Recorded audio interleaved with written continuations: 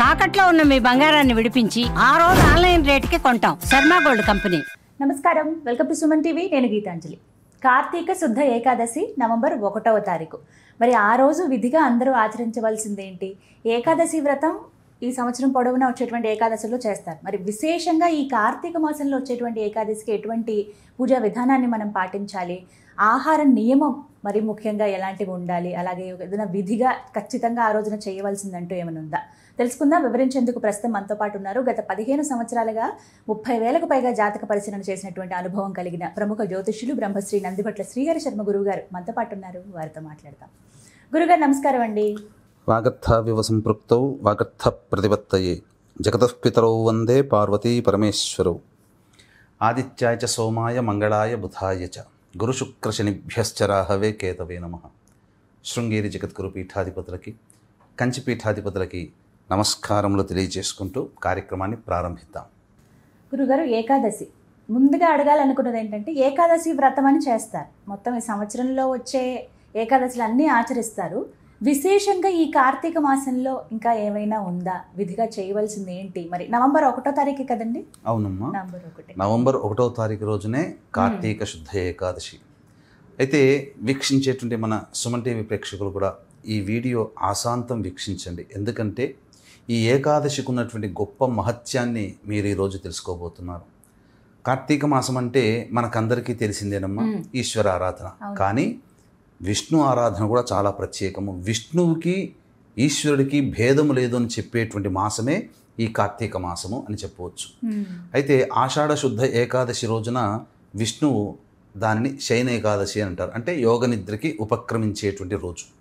ఆ దరిమల ఆషాఢమాసం నుంచి భాద్రపదం, శ్రావణం, ఆశ్వీజం, కార్తీక శుద్ధ ఏకాదశి రోజున యోగ నిద్ర నుంచి మేల్కొంటాడు వైకుంఠంలో. ఈ రోజున మేల్కొంటారు కాబట్టి దీనిని ఉత్థాన ఏకాదశి లేక ప్రబోధిన్య ఏకాదశి అని చెప్పి మనం పిలుస్తారు. అయితే ఈ 4 నెలల పాటు స్థితికారకుడైనటువంటి విష్ణువుకి అధికారం ఉండదు కాబట్టి, అంటే యోగమాయలో ఉంటారు కాబట్టి స్థితికారకత్వము లయకారకత్వము ఈ రెండు కూడా పరమేశ్వరుడికే ఇవ్వబడ్డాయి. అందుకే ఈ 2 మాసాలు కూడాను చాలా, ఆషాఢ మాసంలో వచ్చే ఏకాదశికి ఈ కార్తీక మాసంలో వచ్చే ఏకాదశి చాలా ప్రభావవంతమైనటువంటి రోజుగా మనకు చెప్పబడి ఉంది. అయితే ఇక్కడ మనం గమనించుకున్నట్లయితే అందరూ కూడా తెలుసో తెలియకో చాలామంది శనివారం ఒక పొద్దు ఉంటారు. అటువంటి వారికి ఈ ఏకాదశి రోజు కూడా తోడవ్వడం వల్ల తెలియకుండానే వారికి చాలామంది తెలుసుకోకపోయినా ఈ ఏకాదశి వ్రతాన్ని ఆచరించిన పుణ్య ఫలితం కలుగుతుంది. అంతేకాకుండా ఈ యొక్క ఏకాదశి చాలా విశేషమైనటువంటి ఏకాదశిగా మనకు చెప్పబడి ఉంది. అంతేకాకుండా ఈ రోజున చేసినటువంటి, అంటే కార్తీక మాసంలో ప్రతిరోజు కూడా ఒక గొప్ప పుణ్యమైనటువంటి రోజేనమ్మా. అంటే ఈ కార్తీక మాసం అంతా కూడా చెప్పబడి ఉందంటే, మిగతా మాసాలలో మన కామ్య కోరికలు తీర్చుకోవడానికి వ్రతాలు, నోములు ఇలా చెప్పుకుంటూ ఉంటుంటే, ఈ కార్తీక మాసం అంతా కూడా పుణ్యాన్ని సంపాదించుకోవడానికే, మంచి పనులు చేయడం కోసమే చెప్పబడ్డ రోజులుగా చెప్పబడ్డ తప్ప ఇవి చేస్తే యోగాలు కలుగుతాయి, లాభాలు కలుగుతాయని ఈ కార్తీక మాసంలో లేదు. కానీ పుణ్యం ఏ విధంగా సంపాదించవచ్చు అనేది మాత్రం ఈ కార్తీక మాసంలో ఆచరించే విధి విధానాల వల్ల మనకు శాస్త్ర ప్రమాణాన్ని అనుసరించి చేసుకోవడం వల్ల కలుగుతుంది.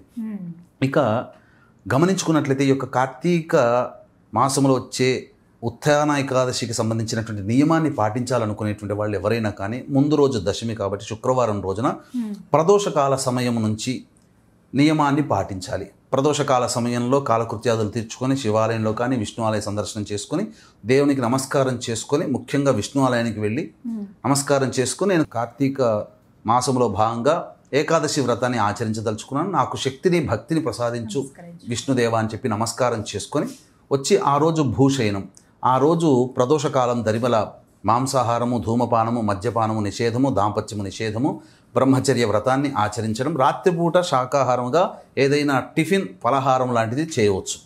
ఇక ఉదయాన్నే అంటే బ్రహ్మముహూర్త కాలంలోనే నిద్ర నుంచి మేల్కొని కాలకృత్యాదులు తీర్చుకొని 1వ తారీఖు తెల్లవారుచామున ముందుగా ఇంటిలో ఉన్నటువంటి పూజామందిరంలో ఆవు నేతితో దీపారాధన చేసి, తదనంతరం ఈ యొక్క తులసి వృక్షము దగ్గర ఉన్నటువంటి ప్రాంతముని ఆవు పేడతో అలికి చక్కగా ఇరువైపులా శంఖచక్రాలు మరియు స్వస్తికు ఓంకార గుర్తులు, ఆ తులసి చెట్టు ముందర అష్టదళ పద్మము బియ్యపిండితో ఇవన్నీ వేసి, ఆ యొక్క వేసినటువంటి ముగ్గులు ఏవైతే ఉన్నాయో వాటన్నిటికీ కూడా ధూపము ఇచ్చి గంధపుష్ప అక్షతలతో అర్చన చేసి ఆ యొక్క అష్టదళ పద్మం మధ్యలో మన చేతితో తయారు చేసినటువంటి గోధుమ పిండితో కానీ లేదా బియ్య పిండితో కానీ ఒక ప్రమిదను చేసి ఆ ప్రమిదలో ఆవు నెయ్యి వేసి మన చేతితో చేసినటువంటి 3 ఒత్తులు, ఆ ఒత్తులని ఆ యొక్క ప్రమిదలో పెట్టి దీపారాధన చేయాలి. చేసి విష్ణు సహస్రనామ పారాయణం విధిగా పాటించాలి. ఇది ఉదయం అరుణోదయ కాలం సూర్యుడు రాకముందు ఉండేటువంటి వెలుగుండే సమయానికల్లా ఇది అయిపోయేటట్టు చూసుకుంటే చాలా మంచిది. నైవేద్యంగా ఆవు పాలు, దానిమ్మ పండు, 2 అరటిపండ్లు కూడా పెట్టవచ్చు. ఆ రోజు విష్ణు ఆలయానికి చేరుకొని ఈశ్వరుడికి కానీ శివాలయంలో ఈశ్వరుడికి కానీ లేదా విష్ణువు కానీ భక్తిపూర్వకంగా నమస్కరించి ఆ రోజంతా ఉపవాసాన్ని పాటించాలి. ఈ యొక్క రోజున కాయగూరలు, ధాన్యములతో చేసిన ఏ పదార్థములు భుజించరాదు. పండ్లు మరియు పాలు తీసుకొని శరీరాన్ని నిలుపుకోవచ్చు. ఇక నిరంతరం కూడా దైవనామ స్మరణ, నారాయణ నామం కానీ శివనామం కానీ జపించుకుంటూ ఉండడం.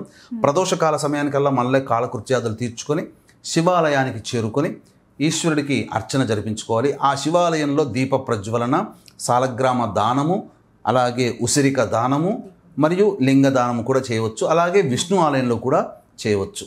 ఈ రోజున ఈ విధంగా చేసినటువంటి మానవుడి యొక్క సంపాదించుకున్నటువంటి పుణ్యాన్ని దేవతలు కూడా లెక్కించలేనట్టుగా అంతటి పుణ్యము వశమవుతుందట. ఈ రోజున ఎవరైతే ఇట్టి విధానాన్ని, ఈ యొక్క నియమాన్ని తూచా తప్పకుండా పాటిస్తారో వారికి అంచెమున మోక్షము కలుగుతుంది. స్వర్గములో శాశ్వత నివాస స్థానం ఉంటుంది. అంటే స్వర్గము అనేది మనం చూడకపోవచ్చు, కానీ స్వర్గం అంటే జరామరణములు లేనటువంటిది, ఆనందముతో ఉన్నటువంటిది, అనారోగ్యములు లేనటువంటిది, ఆకలి దప్పిక లేనటువంటిది, నిత్యము భోగముతో కూడుకున్నటువంటి జీవితం. ఆ స్వర్గం ఏదో ఇక్కడే మనం ఆ యొక్క విధానాన్ని అనుసరించడం వల్ల ఆచరిస్తాము. అలాగే మరుసటి రోజు ద్వాదశి తిథి, అది చాలా గొప్పదైనటువంటిది. ఆ రోజున కూడా నియమాన్ని పాటించాలి. వీక్షించేటువంటి ప్రేక్షకులు కూడా గమనిక. మహామహిమాన్వితమైనటువంటి కాశీక్షేత్రంలో కార్తీక పౌర్ణమి 5వ తారీఖు, నవంబర్ 6వ తారీఖు రోజున పద్మక యోగం ఉన్నటువంటి రోజున మీ జాతకరీత్యా కలుగు అన్ని రకాల సమస్యల పరిష్కారానికి మరియు ఈ శని భగవానుడు మీనరాశిలో సంచారం చేస్తున్న కారణం చేత మేషమిథున, కర్కాటక, సింహ, కన్య, వృశ్చిక, ధనుసు, కుంభ, మీనరాశిలో జన్మించిన వారికి మరియు ఈ నవంబర్, అక్టోబర్ నెలలో రవి, శుక్ర, బుధ, గురుగ్రహాలు మారిన కారణం చేత 12 రాశుల వారికి కూడా సమస్యలు, ఇబ్బందులు ఉంటాయి. కావున ఈ దోష నివారణార్థమై సర్వదోష నివారణ పూజలు, హోమాలు అనేటివి జరిపించి శక్తిపాతము చేసినటువంటి కరుంగలిమాల మీకు ఇవ్వడం జరుగుతుంది. ఈ యొక్క కార్యక్రమంలో గోత్రనామాలు నమోదు చేసుకునేటువంటి వాళ్ళు 6వ తారీఖు మధ్యాహ్నం 2 గంటల లోపల నమోదు చేసుకోవచ్చు. స్క్రీన్పై కనిపిస్తున్న నంబర్లకి కాంటాక్ట్ చేసి వివరాలు తెలుసుకోవచ్చు. ఇక ఆ రోజంతా కూడా 1వ తారీఖు రోజు శనివారం, ఆ రోజంతా కూడా నారాయణ నామస్మరణ చేసుకుంటూ ఉండి యోగమాయ నుంచి మేలుకుంటారు, వైకుంఠంలో నిద్రలేస్తారు. కాబట్టి ఆ రోజు మనం నిద్రపోకూడదమ్మా. ఉంటే తెల్లవారుజామున మళ్ళీ అలాగే కాలకృత్యాలు తీర్చుకొని ద్వాదశి వ్రతాన్ని ఆచరించాలి. ద్వాదశి రోజున అంటే ఈ పుణ్యం ఏకాదశి రోజున చేసుకున్నటువంటి పుణ్యము సంపూర్ణంగా మనకు రావాలంటే ద్వాదశి రోజున చెప్పబడేటువంటి విధి విధానాన్ని ఆచరించాలి. ఆ విధానాన్ని మళ్ళీ మనం మరొక వీడియోలో తప్పకుండా తెలుసుకునే ప్రయత్నం చేద్దాం.